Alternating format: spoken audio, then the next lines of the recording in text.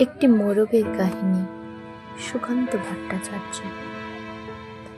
একটি মোরগ হঠাৎ আশ্রয় পেয়ে গেল বিরাট প্রাসাদের ছোট্ট এক কোণে, ভাঙা প্যাকিং বাক্সের গাদায় আরো 2-3টি মুরগির সঙ্গে। আশ্রয় যদিও মিলল, উপযুক্ত আহার মিলল না। সুতীক্ষ্ণ চিৎকারে প্রতিবাদ জানিয়ে গলা ফাটালো সেই মোরগ ভোর থেকে সন্ধ্যা পর্যন্ত। তবু সহানুভূতি জানালো না সেই বিরাট শক্ত ইমারত। তারপর শুরু হলো তার আস্তা কুড়ে আনাগোনা। আশ্চর্য, সেখানে প্রতিদিন মিলতে লাগলো ফেলে দেওয়া ভাত, রুটি, চমৎকার প্রচুর খাওয়া।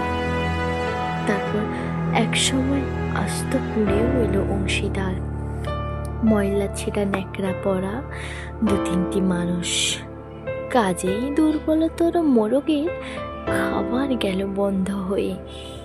খাবার খাবার, খানিকটা খাবার।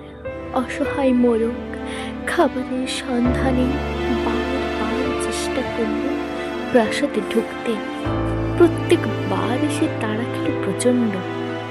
ছোট মোরগ ঘাড় উঁচু করে স্বপ্ন দেখে প্রাসাদের ভেতর রাশি রাশি খাবার।